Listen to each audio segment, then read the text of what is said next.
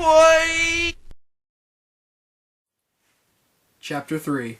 Eat, Pray, Diddy. Okay, we're starting this chapter off fresh. New day, and I have no idea where the hell I left off. Okay, give me a second here. Okay, I think I got it. It's funny because I started off writing this jokingly at first, and then I actually had to open up. I don't know. You get it. You get the point. So it was to BK that I strode, which is Burger King. If you're too stupid to have any idea what I've been talking about. Actually, shit. I think I already touched on that in the last chapter. Fuck it. I was noticeably more joyous than I had been just seconds prior. While I was still hung over the gunfire thing, I knew that salvation lay mere meters from my feet. Metric system! Those voluptuous glass doors, which is definitely the appropriate adjective, by the way, glistened in what was left of the sunlight as the day gave way to night. What stood before me was probably the most welcoming BK in town. The off-white siding was clean, the windows were bullet-hole free, and there was even a quaint stone path with shrubberies along its edges. If the following statement wasn't clearly false by default, I would say I was living large. However, that obviously was not the case. The damn place was never even busy either, and that was certainly the case on that day. So, striding was indeed what I did as I approached those double doors, moving carefully to avoid possible landmines. Honestly, I just didn't want to take any chances after that life-altering event that occurred merely a chapter ago. I was still kind of clinging on to life a little after having a gun put to my head and all. All ridiculousness aside, though, I made it to those doors in one piece. I pushed those glass barriers aside and walked right on in. Apparently, though, in my complete disregard for my surroundings, I failed to notice the dude standing right in front of them, and I sort of pegged him in the face. Getting up, that guy was pretty mad. I guess it was about at the level of that phone recording of Mel Gibson going off on his wife about some nonsensical nonsense. But, don't actually think of it like that. I don't know, because you might be disappointed if that's not actually what it was. You know what? I guess use that as a baseline, but it wasn't exactly on that level. You know what? Actually, yeah, use that as the reference. That works, I think. He wasn't nearly as wasted as Mel, though, not by a long shot. "Hey, what the fuck was that?" said the guy in a tone which I had distaste for. "So what, you drive up in your red Maserati and you think you're hot shit? What the hell is wrong with you, prick?" He was certainly angry. Angrier than I was after watching Sherlock Holmes, A Game of Shadows. No offense to Robert Downey Jr., but what the hell? That movie was the biggest pile of shit I have ever laid eyes on. I kept my cool in the fight, though, a trait I like to see myself quite defined by, and gave him his oh-so-anticipated rebuttal. "Well, me. Nothing's wrong with me, but you're settling for reduced sound quality at an unreasonable price with the phone company. Might I suggest Comcast Business Class? You can bundle your TV, internet, and phone into one affordable monthly rate while getting 2, nay, 3 times the quality. You can even keep your old number absolutely free, answer your office calls from your cell phone, and track your business on a variety of other levels as well. Roll with Comcast, and they'll never let you down."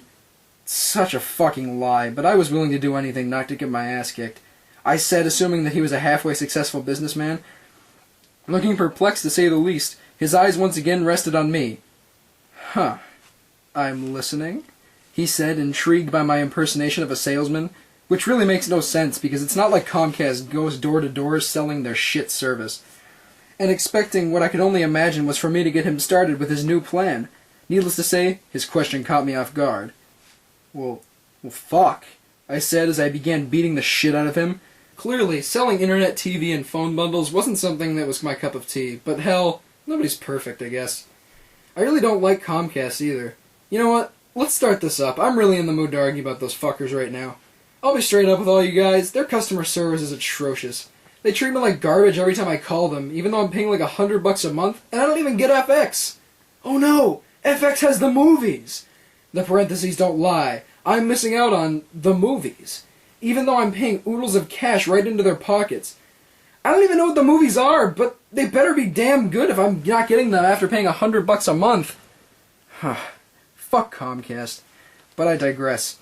Not even bothering to look back at the man's now unconscious body, I waltzed through the second set of doors at BK. Straight ahead, the line was practically calling my name. The smell of fresh fries out of the fryer was definitely present, and I knew exactly what I wanted. Navigating my way through the complicated, yet not so complicated at all, snake railing system set up to guide the line, I made my way eventually to the counter. I was forced to step over a landmine while doing this, but it hindered me in no way, shape, or form. Looking past the cashier, I instead scanned the menu for assurance as to my decision. Is this going to be for here or to go? He said as if programmed to do so in such a situation. Okay, calm your shit, I'm looking, I said. I'll be honest, I didn't really know what I was going to get. It was an impasse I didn't often find myself in, and it definitely adds some more conflict to the book. Which is, it's a good thing. You can never have too much conflict. Looking again and again at the fancy, space-age flat-screen TV menus, I saw nothing that tickled my fancy until I reached the last section, which housed the greatest deal of them all. Whoppers for only $1! I screamed with quite possibly the worst voice crack in my entire life. Seriously, it was bad, but I cared not. Putting down my arms away from the touchdown position they had been involuntarily thrust into, I regained my composure, much to the delight of BK's management. I'll have that for here, fair sir. So, my order had been placed. In an effort to avoid describing me waiting for my food, because nothing really book-worthy happened, trust me, I will tell you that I was unaware that this order was the beginning of an adventure greater than the Crusades themselves. Indeed, as my number 23 was called and I walked daintily over to grab my tray, I had gotten myself into a much greater ordeal than I could have ever imagined. I walked over to sit down, hoping for a window seat, and I got more than I bargained for.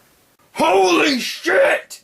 I yelled in sync with everybody else in the restaurant, including all the original members of NSYNC. It was just then that, oh, this is the moment you've all been waiting for!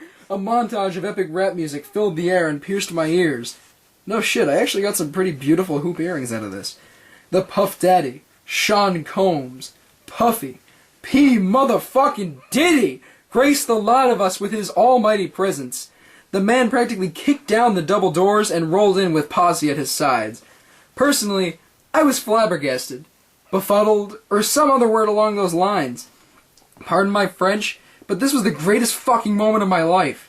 I mean, fuck the Whopper. I was gonna haul my ass over to him and his peeps. So I got up as nonchalantly as you can after you've already wet yourself in excitement, pulling my hardly long enough shirt to cover the rather large stain. It was pretty noticeable, by the way. I mean, it was just kind of like the time that Tom Lull spilled Arizona all over his junk while he was asleep in astronomy. I mean, that's if you were there for that, of course. Which I'm assuming some of you are, considering that, really only my friends are going to be reading this, but if you weren't, trust me, it was pretty hysterical. A true Kodak moment. I did that stereotypical swag walk over to Diddy. You know, the kind that white guys do because they think they're cool, but 9 times out of 10 they really aren't? Anyway, I digress. I made it to the man himself and tapped his shoulder, expecting the worst. Diddy immediately swiveled around like he was kind of scared, but we all know a badass like Diddy fears nothing. Although, I guess it wouldn't really surprise me if I struck fear into his heart, since I addressed him with a crackly voice and completely soiled trousers. At least, I assume that would be a bit freaky. I really don't know, I'm not very much of a celebrity. Hey, who the fuck are you? Said the god among men. He looked puzzled for sure, but he wasn't really mad. I took a second to formulate a response, as if my name wasn't good enough. I was named after Brad Pitt, by the way. Maybe I was looking for some classic Clint Eastwood reference or something. I honestly don't remember, but I just decided to take the easy way out. Braun. Tristan Braun. 007 reference, really? I know, even I was pissed off at myself afterward. It was one of those things where you have like a billion different options flying through your head, and you're like, don't do that one, don't do that one, and then you accidentally do it, and you're like, shit. I said as my face began to noticeably perspire. I was pissed that I had just gone in for the Bond reference. Told ya. Because it didn't really fit the moment. But what the hell, right? Diddy didn't seem to care all that much. He just kind of played it off like I wasn't embarrassing myself. Bond reference, eh? I hope you're going for the Pierce Brosnan Bond, because that shit's the only way to go. Oh my god, Diddy's a Pierce Brosnan fan too, he said. That was honestly all it took. Instant chemistry. I got one of those terrible adrenaline rushes you get when you totally agree with someone in every way, shape, and form, and then you're extremely excited and you're talking really fast. The kind that you can get into trouble socially with if you don't learn to control them. Luckily, I was able to confine my joy to the parentheses above, and I did carry on the conversation. I know, right? He's just the kind of person you picture in your mind when you think of Bond. Not to mention he's ridiculously beautiful. Whoa, me, too far. Whoa, man, too far. Apparently Diddy agrees with the parentheses above. Well, I stand by what I said. He is the best, though, replied the rap star. At this point, it wasn't really a starstruck feeling anymore. Diddy was a nice guy. Well, nice enough anyway to not embarrass me in public. But I certainly wasn't expecting that. Were you? Answer in the space provided at the end of the chapter. I mean, after all those hard-edged reality shows, I was expecting him to be kind of a dick, but he really wasn't. He was just kind of a clear-cut guy going to get some quick, amazing food. Actually, since I originally made this book, and this is rather embarrassing, I just don't really like BK that much anymore. I mean, don't get me wrong, the fries are still amazing, but the sandwiches, they've just gone a bit of the cheaper side, I think. I mean, now I really prefer Wendy's. But they're expensive as fuck, though. It's like, I don't know, the prices are ridiculous, but, you know, you don't really want to go with McDonald's, though, because they're practically own the economy. I mean, I want to support the underdogs here. Man, there's really no good way to go with fast food. Honestly, guys, maybe we just shouldn't eat fast food, and then we won't be fat anymore. Did you know that obesity is a disease, too? Oh, okay, I'll stop. These parentheses are getting far too long. Clear cut or not, though, I had the strangest feeling there was something he wasn't telling me, which is really convenient for where the story is about to go. Hey Diddy, what have you guys been up to lately? I asked, as if guiding an interrogation. I was looking for answers here. Anything that could clue me in as to what he was doing. I know that sounds kind of weird, but hell, it worked out for the better, right? He thought, recalling the day's events as well as the ones in days prior. It was obvious he hit that age-old snag where he couldn't remember for the life of him what the hell he'd been doing recently. I hate that shit. I don't know, nothing really, man. I mean, we're gonna go golfing tomorrow, but that's about it. Bingo! Wow, I really do sound like a murderer here right now, don't I? Rest assured that no serious felonies were committed by me in this novel, he said. Oh, that's dope, I said, more excited than him. Diddy turned around to view the flat-screen menus, which is what he really came here to do in the first place. You know what? How about this? I'll meet you guys before you head over to the Trump. I have to go out and get some Izod golf apparel anyways. How did you know we were going to the... said Diddy as he was turning around. As he looked to me for an answer, though, I was gone. Like a genie! And then for those who were curious, there's a bunch of lines that you can write on at the end of the chapter that says, were you surprised that Diddy was a nice guy? Only what is in the space provided will be counted. So, yeah, for those of you who were curious.